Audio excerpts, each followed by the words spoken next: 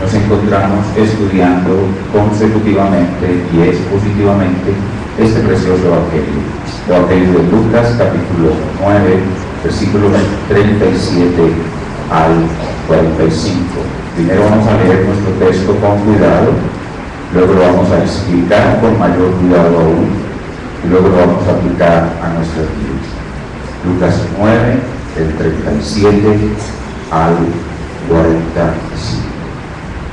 Lucas 9, del 37 al 45. Hermanos y amigos que nos visitan, esto que vamos a leer es la infalible, inerrante y todo suficiente palabra de Dios. Al día siguiente, cuando descendieron del monte, una gran multitud les salió al encuentro, y aquí un hombre de la multitud clamó diciendo: Maestro, te ruego que veas a mi hijo, pues es el único que tengo. Y sucede que un espíritu le toma y de repente da voces y le sacude con violencia y le hace echar espuma, y estropeándole a duras penas se aparta de él. Y rogué a tus discípulos que le echasen fuera y no pudieron. Respondiendo Jesús dijo: Oh generación incrédula y perversa, ¿hasta cuándo he de estar con vosotros y os he de soportar? Trae acá a tu hijo. Y mientras se acercaba el muchacho, el demonio le derribó y le sacudió con violencia. Pero Jesús, reprendió al espíritu inmundo y sanó al muchacho y se lo devolvió a su padre. Y todos se admiraban de la grandeza de Dios. Y maravillándose todos de todas las cosas que hacía, dijo a sus discípulos: Haced que os penetren bien en los oídos estas palabras, porque acontecerá que el Hijo del Hombre será entregado en manos de hombres. Mas ellos no entendían estas palabras, pues les estaban veladas para que no las entendiesen, y temían preguntarle sobre esas palabras. Vamos a orar una vez más, pidiendo ayuda y la exposición de la palabra de Dios. Oremos.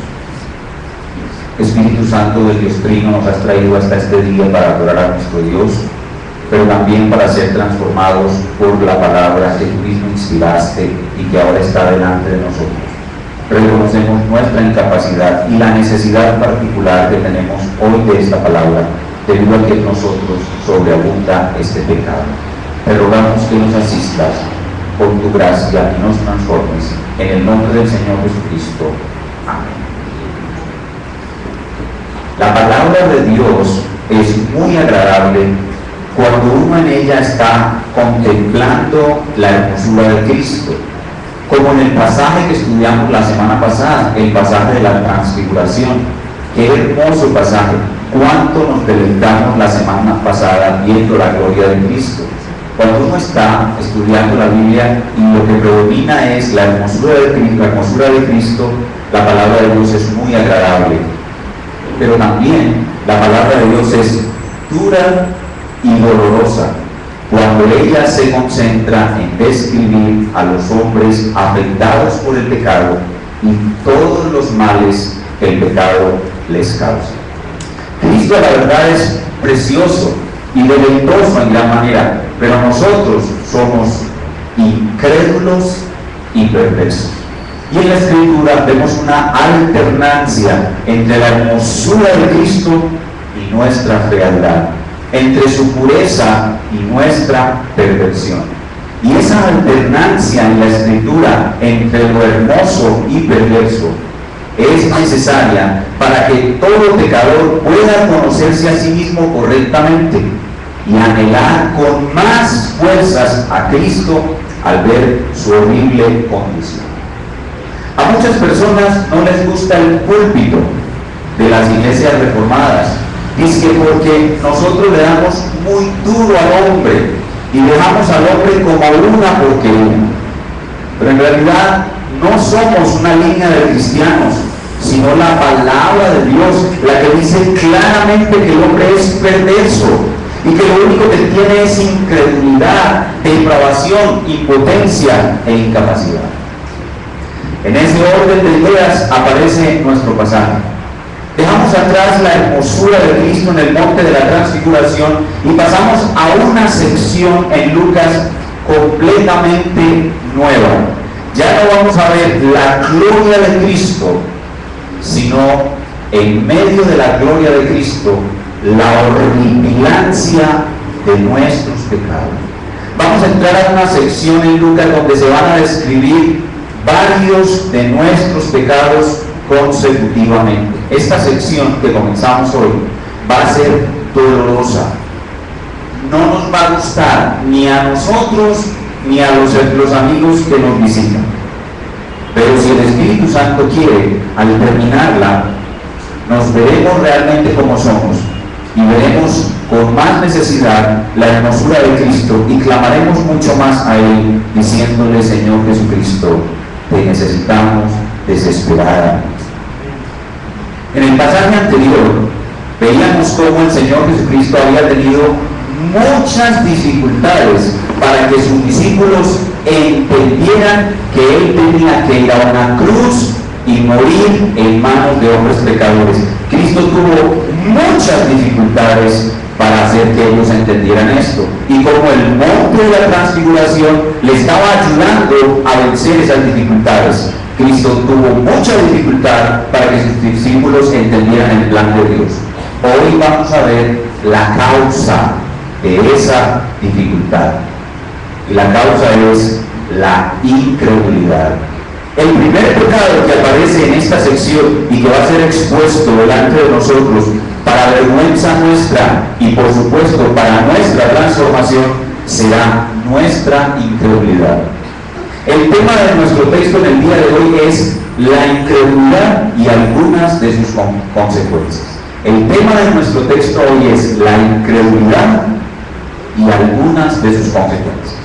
No es la primera vez que este pecado aparece en el relato de Lucas. Ustedes recuerdan bien cuando estudiamos el Señor de las tormentas, allí también Él les hizo a ellos una fuerte reprensión por causa de su poca fe. ¿Dónde está vuestra fe? ¿Por qué estáis así temerosos, hombres de poca fe? No es entonces la primera vez que este pecado aparece en escena. Ni es este pecado algo raro en las Escrituras, por el contrario, la incredulidad, oigan bien, el pueblo de Dios está tanto en el Antiguo Testamento como en el Nuevo Testamento y está aquí, en este lugar, en usted y en mí. Es un terrible enemigo que, si la gracia de Dios lo permite, pues es un enemigo gigante, un monstruo de poder descomunal que hoy va a empezar a ser derrotado por el poder de la palabra de Dios. Para el estudio de nuestro texto, él puede ser dividido en dos sencillas partes. En la primera porción del texto, que va entre el versículo 37 al 43a, vamos a ver que la incredulidad es la madre de nuestros fracasos. La incredulidad es la mamá, la madre de todos nuestros fracasos. Y en esta primera porción veremos una situación que evidencia nuestra incredulidad, luego lo horrible que es la incredulidad y finalmente la solución para nuestra incredulidad. Esa será nuestra primera sección. En la segunda sección veremos cómo la incredulidad es la madre, la mamá de nuestra ignorancia, entre los versículos 43 al 45. Son dos sencillos puntos pues que desarrollaremos en el día de hoy. Primero, la incredulidad es la madre de nuestros fracasos, y segundo, la incredulidad es la madre de nuestra ignorancia. Veamos en primer lugar cómo la incredulidad es la madre de nuestros fracasos. Y antes de comenzar a desarrollar este punto, es necesario que entendamos una noción fundamental. Una noción fundamental. Lo primero que tenemos que hacer es entender bien qué es la incredulidad. Bueno, no se necesita mucha inteligencia para entender qué es la incredulidad. La incredulidad es la ausencia de fe. O también, cuando uno es un verdadero creyente, la incredulidad es la debilidad de esa fe o la falta de fe. En realidad, todos los creyentes tenemos tanto fe como incredulidad. Es decir, en todos nosotros, los verdaderos cristianos, hay mezcladas la fe y la incredulidad. Es decir, nosotros somos tanto creyentes como dudantes. Somos creyentes y dudantes al mismo tiempo. Pero lo primero que tenemos que entender cuando decimos que la incredulidad es la falta de fe o la debilidad de la fe es de qué tipo de fe tenemos falta, de qué tipo de fe tenemos escasez. Porque la gente común y corriente dice que tiene fe. La gente dice que tiene fe. La gente dice que tiene fe que le va a ir bien. La gente dice que tiene fe que se va a sanar. La gente dice que tiene fe en Dios. La gente dice que si pone fe en algo, se le van a dar las cosas. ¿Es eso la fe de la cual hablamos cuando decimos que nos falta fe? ¿Es eso tener fe? No. La Sagrada Escritura muestra que la fe verdadera es creer lo que Dios ha dicho simplemente porque Dios lo ha dicho. Eso es fe. Fe es creer lo que Dios ha dicho simplemente porque Dios lo ha dicho. Fe es la certeza de lo que se espera. ¿Pero qué es lo que se espera? Lo que Dios ha dicho. La fe es la convicción de lo que no se ve. ¿Pero qué es lo que no se ve? Lo que Dios ha dicho. La gente quiere tener fe, la gente quiere conseguir algo en esta vida, entonces dice, póngale fe y lo va a obtener. El problema es que Dios no ha dicho que lo vas a obtener, así que por mucho que le pongas de esa fe, no va a pasar nada. No va a pasar nada si Dios no lo ha dicho, pero a todo aquello que Dios ha dicho, tú le debes poner fe, debes tener fe. La incredulidad que se hace manifiesta aquí en este pasaje y que nos lleva a fracasar como creyentes es no creer lo que Dios ha dicho y no actuar en conformidad con eso. Ahora veamos, después de esta precisión necesaria, cómo nuestra incredulidad es la madre de todos nuestros fracasos. Viendo en primer lugar cómo el Señor revela la incredulidad que hay en el corazón de sus discípulos, fabricando una situación que revela la incredulidad. Veamos como primer subpunto de nuestro primer punto la situación que el Señor Jesús crea para revelar, para evidenciar la incredulidad de sus discípulos. Comenzando con el versículo 37. Al día siguiente, cuando descendieron del monte, una gran multitud les salió al encuentro. Y aquí un hombre de la multitud clamó diciendo, Maestro, te ruego que veas a mi hijo, pues es el único que tengo. Y sucede que un espíritu le toma y de repente da voces y le sacude con violencia y le hace echar espuma. Y estropeándole a duras penas se aparta de él. Y rogué a tus discípulos que le echasen fuera y fracasaron. No pudieron. Esa es la escena.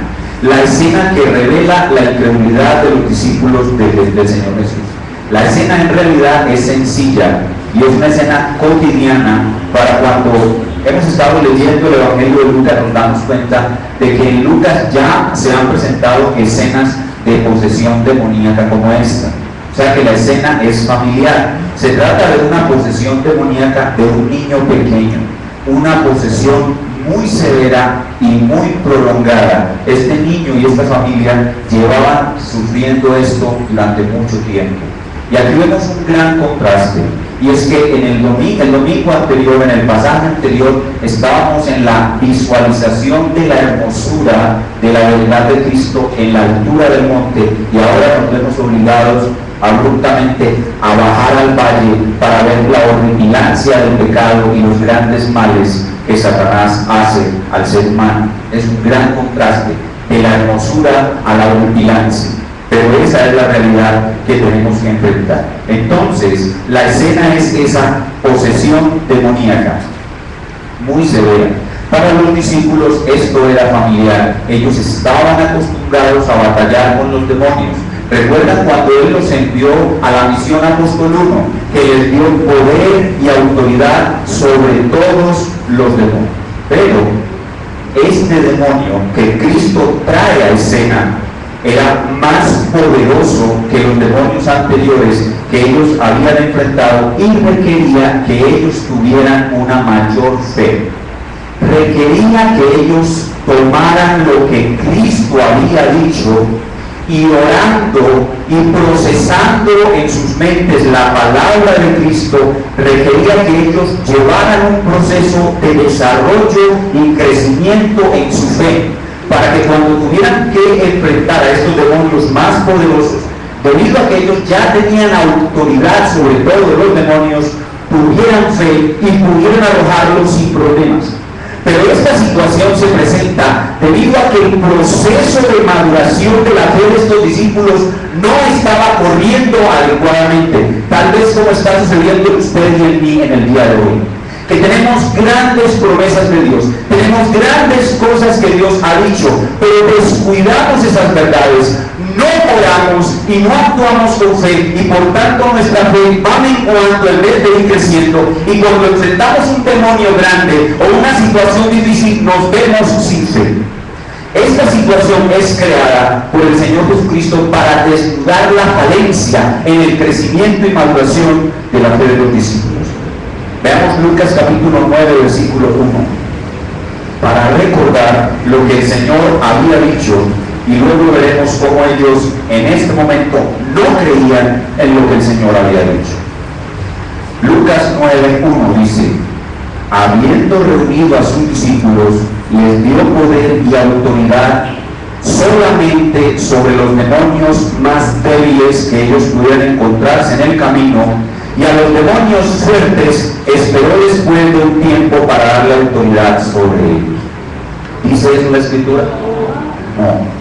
Dice que le dio autoridad sobre todos los demonios. Si quiere, subraya en su Biblia la palabra todos, porque es clave en el entendimiento de este pasaje, y para sanar las enfermedades.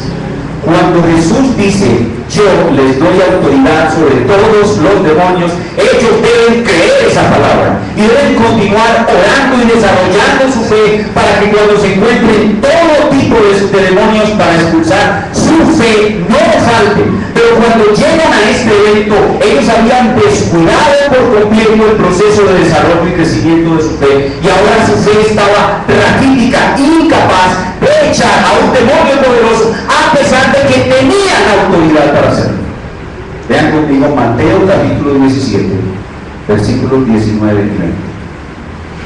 Mateo 17, versículos 19 y 20, y es el mismo pasaje, pero el pasaje paralelo. Este pasaje está en los tres sinópticos, y tomamos de aquí y de allá para completarlo. Mateo 17, versículos 19 y 20. Viniendo entonces los discípulos a Jesús aparte, le dijeron: ¿por qué nosotros no pudimos echarlo fuera? Jesús les dijo: por vuestra poca fe. Tenían autoridad, pero no tenían fe, porque de cierto os digo que si tuvieres fe como un grano de mostaza en lo que Cristo ha dicho, diréis a este monte, no importa lo grande que sea, pásate de aquí allá, y se pasará, y nada os será imposible, porque Cristo lo ha dicho. Eso es fe. Y muchas veces nosotros interpretamos este pasaje creyendo que la fe es algo que yo tengo que producir en mí mismo sin esperar que Dios diga nada. Simplemente me concentro en el monte y le digo: trasládate. Se va a quedar todo el tiempo diciéndole: trasládate, y concentrándose en el monte. Porque si Dios no ha dicho que el monte se traslade, no se trasladará, así usted le ponga toda la fe que quiera. La fe que mueve montañas es la fe que cree lo que Dios ha dicho. Estos hombres, discípulos de Cristo, le habían escuchado decir que Él les daba autoridad sobre todos los demonios, pero ahora ellos no lo creían. No lo creían, ¿por qué? Porque habían descuidado por completo el proceso de maduración de su fe, y ahora su fe no era ni siquiera del tamaño de un grano de mostaza. ¿Recuerdan el caso del Señor de las tormentas? Ellos ya habían sido enseñados sobre este asunto. Cuando estaban en medio de la tormenta, Él les replicó: ¿cómo es que estáis así de asustados? ¿Cómo es que no tenéis fe? ¿No te dais cuenta de que soy yo, el Dios viviente, el que estoy en la barca? La barca no se puede hundir. ¿Recuerdan la diferencia entre la fe salvadora y la fe práctica? Esos discípulos tenían fe para creer que Cristo era su Salvador en medio de el Salvador de su alma, pero no que Él los podía rescatar en medio de la tormenta. Y Él les reclama: ¿dónde tienen su fe?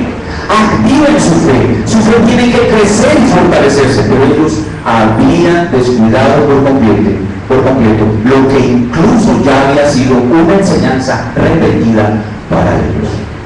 Y hermanos, yo me temo que eso es lo mismo que nos sucede a nosotros.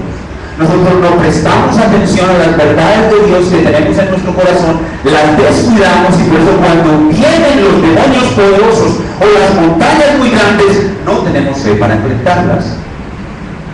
Esta es la situación que desnuda la poca fe de los discípulos.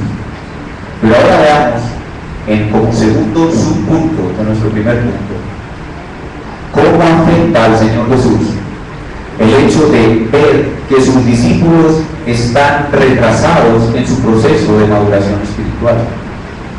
¿Cuánto afecta a Cristo el enanismo de nuestra fe? ¿Cuánto afecta a Cristo el raquitismo de nuestra fe? ¿Y cuánto afecta a Cristo en general la incredulidad que hay por todo el mundo? Y ese es nuestro segundo subpunto del primer punto, y es lo horrible de la incredulidad. Lo primero es la situación que evidencia la incredulidad. Lo segundo es lo horrible de la incredulidad. Regresemos a Lucas 9 para ver el versículo 41. Lucas 9, 41. Lucas 9, 41. Al ver la incredulidad de ellos en medio de esta situación, la petición del hombre: Señor, cuida a mi hijo, Jesús responde. Respondiendo, Jesús dijo, y aquí tenemos que leer este pasaje. Este pasaje no lo podemos leer simplemente repitiendo las palabras que están escritas. Tenemos que tratar de sentir lo que el Señor estaba sintiendo. Oh generación incrédula y perversa, ¿hasta cuándo he de estar con vosotros y os he de soportar? Trae acá a su hijo. Hermanos, este es uno de los pasajes más duros de la Biblia, más duros de la Escritura. Aquí vemos al Señor Jesús sufriendo por la incredulidad de sus discípulos, pero no solamente por la incredulidad de sus discípulos, sino por toda clase de incredulidad. La palabra generación, cuando él dice, oh generación incrédula, la palabra generación abarca a todos sus contemporáneos en el pueblo de Israel. Lo que quiere decir es que en la escena al Señor Jesús le dolía la incredulidad de los 9 apóstoles. La incredulidad de los 9 apóstoles que fracasaron le dolía tremendamente, porque ellos habían descuidado su fe, no habían seguido el proceso de maduración que Dios les encomendó seguir, y habían adquirido una visión desfigurada de quién era el Hijo de Dios y su autoridad, porque Él ya les había dado todo dominio sobre todo demonio, y ellos habían descuidado eso, y habían descuidado la oración para poder crecer en esa fe. Pero también le dolía la incredulidad del padre del muchacho, y también le dolía la incredulidad de la multitud que lo seguía solamente para ver los milagros y comer el pan que le daba. Pero también le dolía la incredulidad de los escribas y fariseos, que en Marcos 9:14 nos dice, estaban en la escena y probablemente estaban felices porque los apóstoles habían fracasado. Toda esa incredulidad junta ahí como una masa es como una daga que se clava en el corazón del Señor Jesucristo, el puro y santo Hijo de Dios, que con todo su ser interior anhela solo la gloria de Dios, y lo único que ve es incredulidad, y eso lo lleva a exclamar, ¡oh!, con todo su corazón. ¡Oh! Él con todo su ser desea solo ver la gloria de Dios, y lo único que ve es incredulidad, incredulidad en sus 9 discípulos, incredulidad en la multitud, incredulidad en el padre del muchacho, incredulidad en los escribas y fariseos. La incredulidad, hermanos, es insoportable para el puro y santo Hijo de Dios. Es insoportable. La incredulidad produce un gran dolor en el corazón de nuestros amados. La palabra generación entonces incluye a todos los contemporáneos de Jesús, pero las palabras incrédula y perversa nos incluyen a todos. Todos los seres humanos estamos incluidos en esas dos palabras, incrédula y perversa, porque los hombres que no conocen a Cristo son totalmente incrédulos y totalmente perversos, pero los que ya lo conocemos no somos totalmente incrédulos, pero tenemos una incredulidad remanente y una perversión remanente, y por tanto aún seguimos causando tristeza a nuestro Dios.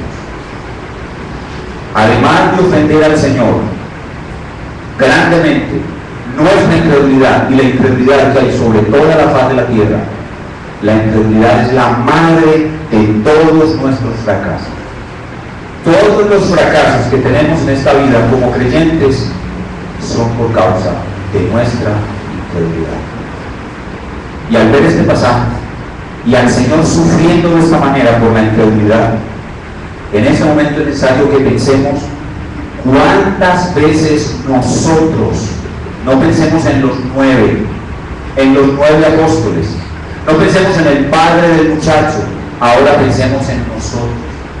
Hermanos, cuando leamos la Biblia y veamos a algunas personas en la Biblia que cometen cosas terribles, no digamos, qué barbarazo, qué brutazo ese tipo. No digamos, yo soy igual a él. Yo soy igual a él. La incredulidad nuestra le ha causado este mismo dolor al Señor, muchas veces de parte tuya. Pensemos en las muchas veces en que con nuestra incredulidad hemos causado este dolor a nuestro Señor. Pero ahora pensemos en algo maravilloso que lo exalta a Él grandemente. Y es que a pesar de que le hemos causado este mismo dolor tantas veces, Él nunca nos ha desechado.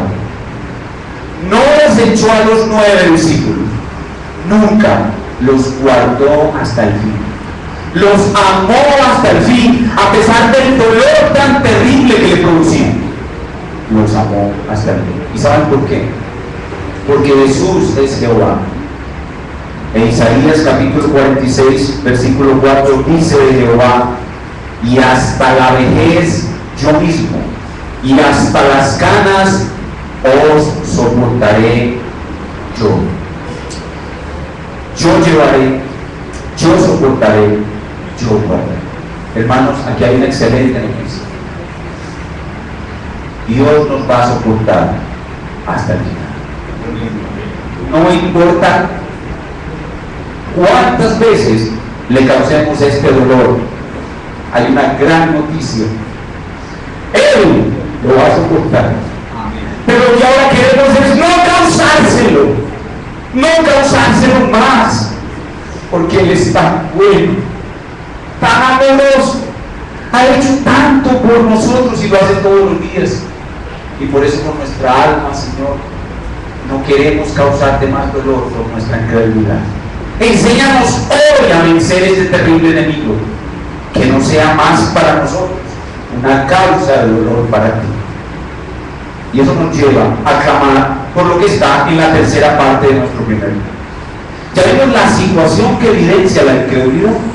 Vimos lo horrible que es la incredulidad reflejada en el dolor que le causa a nuestro Salvador. Pero ahora nuestro corazón clama por solución. Una solución. Señor, quítame la incredulidad. Y ese es el tercer elemento de nuestro primer punto. La solución para la incredulidad. El remedio para la incredulidad es sencillo de entender. El remedio para la incredulidad es mirar a Cristo, recordar lo que Él ha dicho y orar. Ese es el remedio para la incredulidad. Mirar a Cristo, recordar lo que Él ha dicho. ¿Recuerdan qué es falta de fe? Falta de fe es no creer lo que Él ha dicho. El remedio es mirar a Cristo, recordar lo que Él ha dicho y orar. En Marcos nos dice, hablando del evento de este mismo demonio, Jesús les dijo: este género no sale sino con oración y ayuno. El ayuno es una oración intensificada, así que la solución está en orar. Este género no sale sino con oración y ayuno. Entonces, ¿cómo se vence la incredulidad? Hay que mirar a Cristo, recordar lo que Él ha dicho y orar. Orar sin cesar. Orar es permanecer orando, hermanos. Nunca se dice lo suficiente sobre lo importante que es la oración. Los creyentes que van a abandonar la poca fe, los que van a madurar para dejar de ser enanos, revestidos, raquíticos espirituales, son los creyentes de oración. La oración, el recordar las palabras de Cristo y poner constantemente nuestros ojos en Cristo, traerá la solución al problema de nuestra poca fe. Veamos cómo en el pasaje el Señor nos muestra esto que acabo de decir al liberar al muchacho. La forma como Él libera al muchacho, las preguntas que le hace al papá, las hace simplemente con un propósito: de enseñarles a sus discípulos a salir de su incredulidad. Vamos a leerlo, vamos a leer la solución en el texto de Marcos. Entonces vamos a dejar Lucas por un momento, vamos a ir al pasaje paralelo de Marcos para que veamos cómo en la sanidad del muchacho el Señor la usa como una lección práctica para enseñarle a sus discípulos a vencer la incredulidad. Vamos a Marcos capítulo 9. Marcos 9, vamos a leer los versículos del 20 al 29. Marcos amplía más, Lucas es siempre más breve. Marcos amplía un poco más. Marcos 9, del 20 al 29. Repito, la forma como el Señor hace este milagro es didáctica. A través de lo que hace y lo que pregunta, Él les está mostrando a ellos cómo vencer su incredulidad. Lucas 9, del 20 al 29. Perdón, Marcos 9, del 20 al 29. Y se lo trajeron, y cuando el Espíritu vio a Jesús, sacudió con violencia al muchacho, quien cayendo en tierra se revolcaba echando espumaranos. Jesús preguntó al Padre, esto no está en Lucas, ¿cuánto tiempo hace que le sucede esto? Y él dijo, desde niño. Y muchas veces le echan el fuego. En aquel entonces, en esa zona, en los campos, había fuego con frecuencia debido a la sequedad. Entonces cuando había una candelada, por decirlo así, el demonio impulsaba al niño a meterse a la candelada. Y en agua, en aquellos tiempos guardaban el agua en cisternas. Entonces cuando había una cisterna llena de agua y estaba cerca el niño, el demonio impulsaba al niño a que se arrojara a la cisterna y se ahogara, con el propósito de matarlo. Dice, para matarle. Pero si puedes hacer algo, ten misericordia de nosotros y ayúdanos.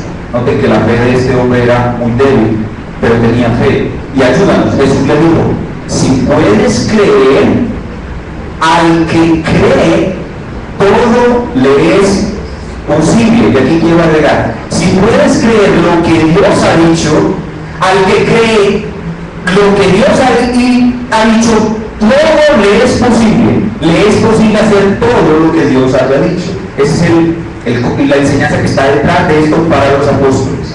E inmediatamente el padre del muchacho clamó y dijo, creo, ayuda mi incredulidad. Y cuando Jesús vio que la multitud se agolpaba, reprendió al espíritu inmundo diciendo, espíritu inmundo y sordo, yo te mando, sal de él y no entres más en él. Entonces el espíritu, clamando y sacudiéndolo con violencia, salió y quedó como muerto, de modo que muchos decían, está muerto. Pero Jesús, tomándole de la mano, le enderezó y se levantó. Cuando él entró en casa, sus discípulos le preguntaron aparte, ¿por qué nosotros no pudimos echarlo fuera? Y les dijo, este género no sale, por nada puede salir, sino con oración y ayuno. Entonces vamos a ver cómo en esta forma de sanidad, de realización de este milagro, el Señor le muestra a sus discípulos cómo solucionar su problema de incredulidad. En los versículos 20 al 22, el Señor le pregunta al padre de familia cuánto tiempo hacía que el muchacho sufría eso. ¿Por qué creen ustedes que el Señor Jesús le pregunta cuánto tiempo hace que sufre eso? ¿Creen ustedes que Jesús no sabía lo que estaba sucediendo en esa familia? Jesús lo sabía todo. Entonces, ¿para qué preguntó cuánto tiempo hacía que sucedía esto? Para mostrarle a los que estaban presentes, especialmente a sus discípulos, que el demonio era realmente poderoso y que la liberación que Cristo iba a realizar era grandiosa y gloriosa. Luego, en el versículo 23, el Señor declara lo que sus discípulos necesitaban escuchar. Y toda la multitud necesitaba escuchar, y nosotros necesitábamos escuchar, pero especialmente sus discípulos. En el versículo 23 le dice: si puedes creer cualquier cosa, creer que va a suceder lo que yo espero, creer con ánimo positivo que algo va a acontecer, no. Si puedes creer lo que yo he dicho, al que cree lo que yo he dicho, todo lo que yo he dicho va a suceder.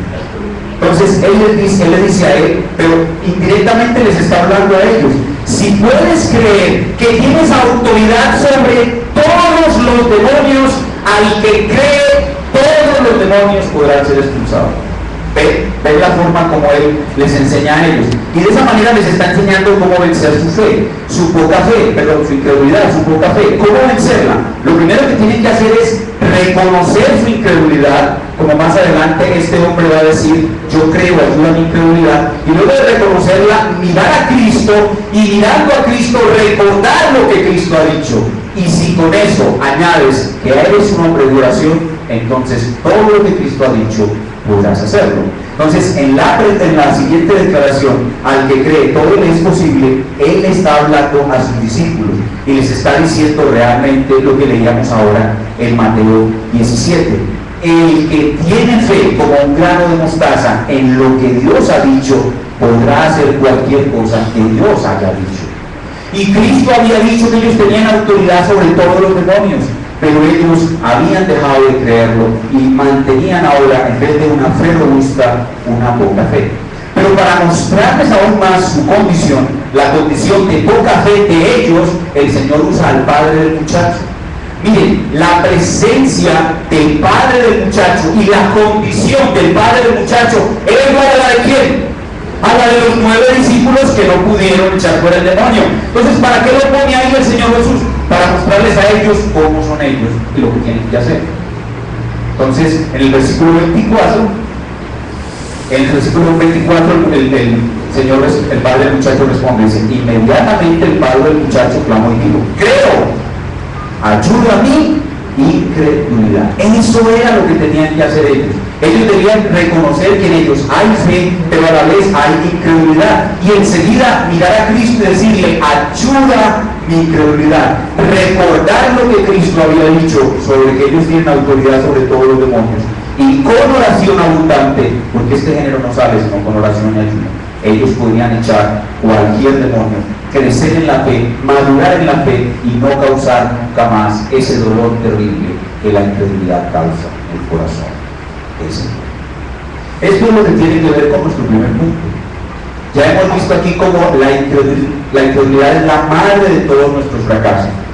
Y vimos cómo el Señor creó una situación que evidenció la incredulidad de los suyos. Les mostró lo horrible que es la incredulidad por el profundo dolor que a él le produce, y les mostró la solución. La solución para la incredulidad es reconocerla y arrepentirnos de ella. Luego mirar a Cristo, recordar lo que Cristo nos ha dicho y orar abundantemente, y nuestra fe crecerá. Y no estaremos fracasando una y otra vez como suele suceder. Ahora veamos en segundo lugar, para terminar nuestro estudio del día de hoy, y regresemos a Lucas 9, veamos cómo en segundo lugar la incredulidad es la madre de nuestra ignorancia. La incredulidad no solamente es la madre de todos nuestros fracasos, sino que la incredulidad es la madre de nuestra ignorancia. Y eso está en los versículos 43b, la segunda parte del 43 y hasta el 45. Dice: y maravillados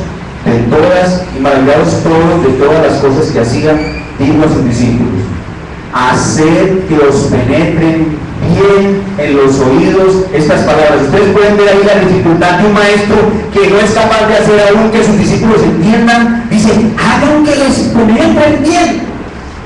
estas palabras: porque acontecerá que el Hijo del Hombre será entregado en manos de hombres.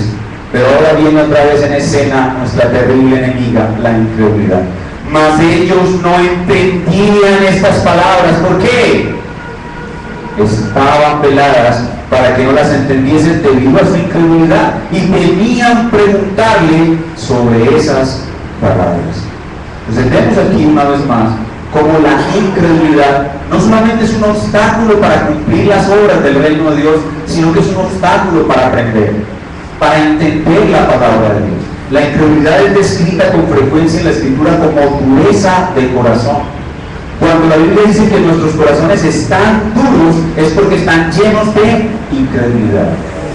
Entonces aquí el Señor Jesús les da la información que necesitan, que el Mesías debe morir, y ellos no pueden recibirla. ¿Por causa de qué? De la dureza de sus corazones, por causa de su incredulidad. Y dice el texto que tenían miedo de preguntarle. ¿Por qué tenían miedo de preguntarle? Porque esta no era la primera vez que les enseñaba sobre esto. Y en ocasiones anteriores, cuando habían mostrado esta misma incredulidad, él los había regañado fuertemente. Por ejemplo, en el caso donde les pregunta sobre, se les había olvidado traer pan, y él les dice: olvidaste traer el pan, y ellos pensaban que les estaba hablando del pan físico, cuando estaba hablando les era de la levadura de los fariseos. Ellos no entendían el lenguaje simbólico de Cristo, entonces él los regañaba, y ellos no querían preguntarle porque ya los había regañado, entonces preferían quedarse callados en vez de preguntar lo que no entendían. Entonces, lo que tenemos aquí es que el Señor Jesús, como maestro, repite una y otra vez sus enseñanzas, pero esas enseñanzas caen en un corazón no preparado, que no ha aprendido a luchar contra su incredulidad, y por tanto estos discípulos hasta el final estuvieron convencidos de que el reino de Cristo no era a través de su muerte, de que el reinado de Cristo no era a través de su muerte, sino que en cualquier momento él iba a armar un ejército, él iba a batallar contra los romanos, y ellos entrarían en esa guerra, lucharían, vencerían, y ahora sí, ¿cuál de nosotros va a ser el primer ministro? Eso era lo que ellos tenían en su mente. Es decir, debido a su incredulidad, ellos no escuchaban en la palabra de Cristo lo que es la verdad, sino lo que ellos querían oír. Esa es la incredulidad actuando en el corazón de los hombres, enlenteciendo el proceso de entendimiento y por tanto el proceso de maduración. Y eso nos sucede a todos nosotros. Todos nosotros descuidamos las verdades de la Biblia, no oramos lo suficiente, y por tanto nuestra fe es poca durante mucho tiempo, más tiempo del que debería ser. ¿Qué hemos visto entonces en el día de hoy? En el día de hoy hemos visto dos cosas: como la incredulidad es la madre de todos nuestros fracasos, y aprendimos cómo Dios crea situaciones para evidenciarla. Nos muestra lo horrible que es la incredulidad, y nos muestra que la solución es mirar a Cristo arrepentidos, recordar lo que Él ha dicho y orar abundantemente. Y en segundo lugar hemos visto también que la incredulidad es la madre de toda nuestra ignorancia. En resumen, lo que hemos aprendido hoy de la exposición de nuestro pasaje sobre la incredulidad y sus consecuencias es lo siguiente: que Cristo es el único libertador del hombre oprimido por el diablo y afectado por la horrible incredulidad, y si alguno quiere ser libre de estas cosas, debe creer en Cristo. No hay otro que pueda librarlo. Aprendimos también que la verdadera fe es creer lo que Dios ha dicho, no poner confianza en lo que quiero que suceda, sino creer lo que Dios ha dicho. En tercer lugar, hemos visto que dejar de ser incrédulos, de vencer nuestra poca fe, es nuestra responsabilidad, y que eso lo vamos a lograr arrepintiéndonos constantemente de nuestra incredulidad, mirando a Cristo, recordando sus palabras y con una vida de abundante oración. Que la dureza de nuestro corazón para aprender es la causa de nuestra ignorancia de la verdad de Dios. Y ahora que hemos accedido al conocimiento teológico, a las verdades doctrinarias de nuestro pasaje, debemos permitir ahora que el pasaje nos hable al corazón y transforme nuestra vida cristiana práctica. Es decir, pasemos al terreno de las aplicaciones. ¿Qué es lo que podemos sacar para nuestra vida práctica de nuestro pasaje? La primera aplicación de nuestro pasaje viene de observar el contraste que hay entre la hermosura de Cristo y lo horrible de nuestro pecado. En este pasaje vemos a un Cristo hermoso. Cristo luce de nuevo en este pasaje hermoso y maravilloso. ¿No pueden ver ustedes su hermosura en la infinita compasión que tiene por ese padre de familia, por esa familia y por ese niño endemoniado, ese joven endemoniado? Pueden ver la ternura y la compasión de Cristo hacia los que sufren oprimidos por el diablo. Pero también pueden ver la compasión y el amor de Cristo hacia sus 9 discípulos incrédulos que, debiendo ser ya maestros, continúan siendo niños. ¿No es Cristo compasivo con nosotros como discípulos? Nosotros que estamos en su clase, en su aula, deberíamos ser alumnos de 4,5 y escasamente llegamos a 2. Pero el maestro continúa soportándonos y vuelve y nos repite la misma lección. ¿Cuántas veces nuestro maestro en su aula nos ha dado la lección sobre la poca fe y nosotros continuamos siendo hombres de poca fe? Pueden ver la compasividad y el amor del gran maestro de maestros para nosotros, sus discípulos más desaplicados. Al ver su hermosura, al ver su compasión para con nosotros, ¿cuál es la única reacción coherente hacia nuestro propio pecado? Aborrecerlo. Hermanos, después de escuchar ese grito de angustia, oh generación incrédula y perversa, y de saber que yo soy incrédulo, lo único que puede haber en mí es aborrecimiento hacia mi propia incredulidad. Yo debo aborrecer mi incredulidad con todas mis fuerzas.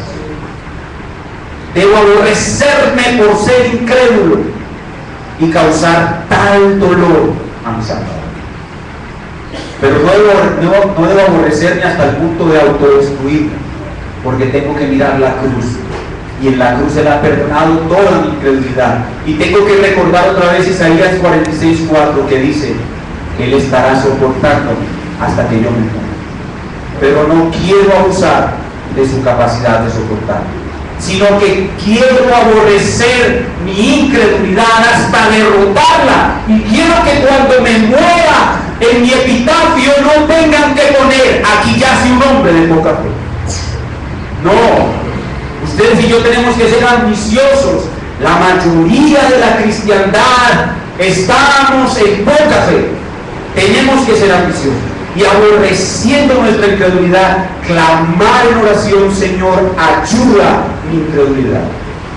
Todo el tiempo debemos estar arrepentidos de nuestra incredulidad y orar constantemente: Señor, yo quiero vencer mi incredulidad y ayúdame a poner mis ojos en Cristo, a recordar lo que Él ha dicho, a creer sus palabras y a ser un hombre de oración, porque sin oración jamás dejarás de ser un hombre de oración.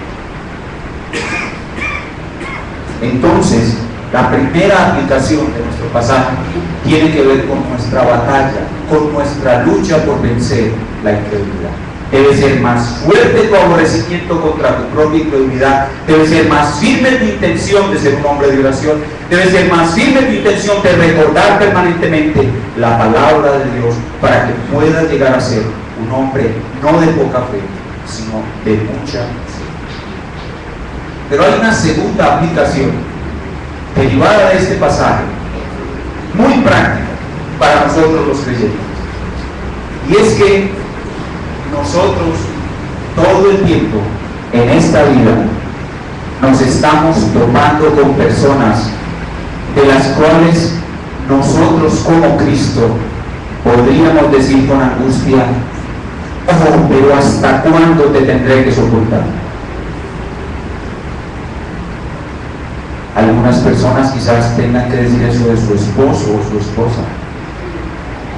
Su cónyuge les causa impaciencia. Su cónyuge es una persona difícil de soportar. Hermanos que comparten con nosotros nuestro propio hogar, familiares, personas en el trabajo que son difíciles de soportar. A algunos su propia madre, su propio padre, son personas difíciles de soportar. Vamos a tener muchas o algunas de esas personas en nuestras vidas. Y nuestra fe desmaya y tiende a decaer. Señor, ¿hasta cuándo tendré que soportar a esta persona? Y algunos son tan atrevidos que oran para que esas personas se mueran. Dice, Señor, o te lo llevas o te lo mando. Porque no pueden soportar. No pueden soportar a esas personas. Bueno, yo le tengo hoy el remedio bíblico. Cuando usted vea que no puede soportar más a esa persona, recite en su mente Lucas 9:41 y acuérdese que el que hace gemir a Cristo es usted, y que Él no está soportando a usted más que lo que usted tiene que soportar a ese fulano o a esa fulana que todos los días lo hace orar así. Acuérdese que por su incredulidad Cristo sufre y lo tiene a usted que soportar hasta las canas, hasta la muerte. Y va a tener el remedio para soportar a esa persona que es difícil de soportar. Finalmente, a nuestros amigos que nos visitan, una vez más, las personas no les gustan los púlpitos reformados. Dice, porque nosotros dejamos al hombre como una porquería. El problema es que las palabras que usamos aquí no son de hombre, sino de Dios. Amigo que está aquí, las palabras de Cristo para usted son: oh generación incrédula y perversa. Amigo, usted en su propia naturaleza, toda su vida, ha querido que usted es creyente, y usted dice, yo sí creo en Dios. Ustedes los evangélicos creen en Dios de otra manera, yo creo en la mía. Y todavía usted ha querido que usted es bueno, que usted cree en Dios y que usted es bueno. Amigo, usted que está hoy aquí por primera vez, que viene y nos visita, yo quisiera ser más suave y más blando con usted, pero no me es posible. Usted no cree en Dios. La Biblia dice que usted es un incrédulo. Y usted no es bueno como usted cree. La Biblia dice que usted es perverso. Y la única opción que tiene es la misma que tenemos todos cuando tenemos el problema de incredulidad y perversión: es mirar a Cristo. Cristo es el único que puede quitar la incredulidad y la perversión de nuestro corazón. Él murió en una cruz para limpiarte de toda tu perversidad y para darte la verdadera fe que lleva al cielo. Amigo que estás aquí, las palabras que tenemos para ti no son suaves, no son hermosas, son duras. Tenemos que decirte que eres persona incrédula y perversa a los ojos de Dios. Pero si Dios te ha traído hoy para escuchar esta dureza, esta aspereza de palabras, es porque quiere que vengas a Cristo y seas salvo. Así que las puertas del cielo hoy están abiertas para ti. Si reconoces que el de creyente es incrédulo, y si reconoces que el de bueno es perverso, y vienes a Cristo diciéndole: Señor, perdona mi pecado, serás salvo hoy mismo, y entrarás por las puertas del cielo. Dios te dará la fe que necesitas para ser salvo, y vivirás eternamente por todos los que hemos creído en este maravilloso Salvador que nos soporta hasta la muerte, aún a pesar de nuestra incredulidad. Cantemos y alabemos a este maravilloso Dios y digámosle que limpie toda nuestra incredulidad y que no partamos de este mundo sin que podamos llegar a ser hombres y mujeres de mucha. Vamos a ponernos de pie.